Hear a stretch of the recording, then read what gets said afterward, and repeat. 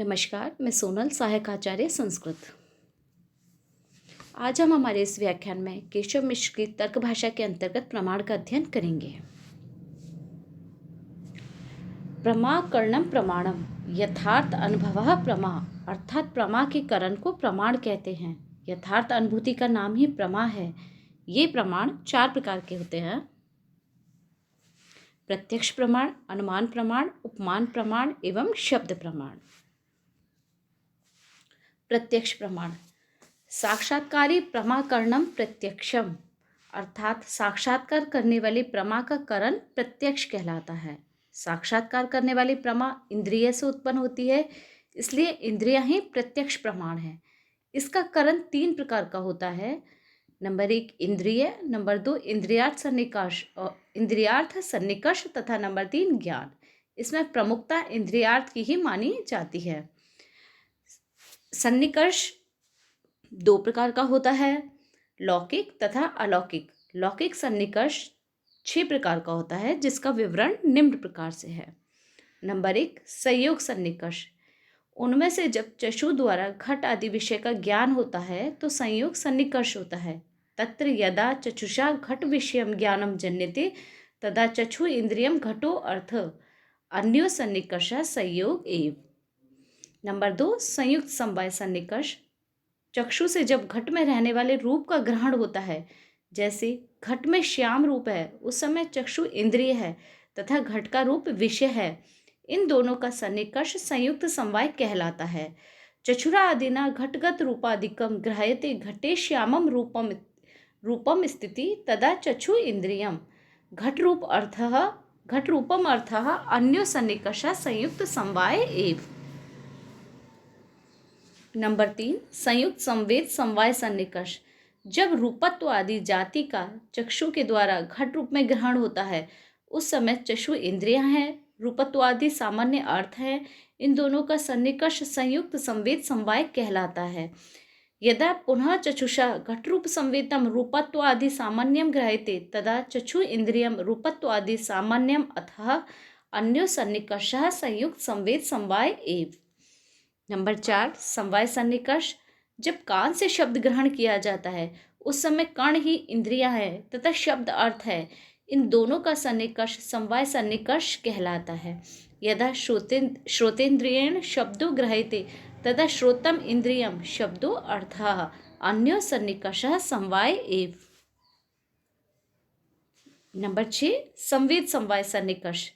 जब शब्द में नंबर 5 संवेद समवाय सन्निकर्ष।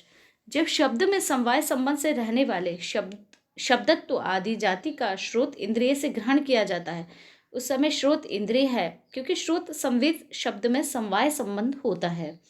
यदा पुनः शब्द संवेदम शब्दत्व आदिकम सामान्यम श्रोते इंद्रिय ग्रह्यते तद श्रोतम इंद्रियम शब्दत्वादि सामान्यम अर्थः अन्यो सन्निकर्ष संवेद समवाय एव।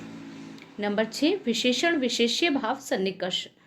जब चक्षु से यह प्रतीत होता है कि भूतल पर घट नहीं है, उस समय विशेषण विशेष्य भाव सन्निकर्ष होता है। यदा चक्षुषा संयुक्ते भूतले घटा अभावे ग्रह्यते यह भूतले घटो न अस्ति इति तदा विशेष्य विशेषण भावः संबंधः। अनुमान प्रमाण। अनुमान प्रमाण को परिभाषित करते हुए तर्क भाषाकार ने लिखा है कि लिंग परामर्श ही अनुमान है। जिससे अनुमति की जाती है वह अनुमान कहलाता है। लिंग परामर्श से अनुमति की जाती है, अतः लिंग परामर्श अनुमान है। लिंग परामर्शो अनुमानम।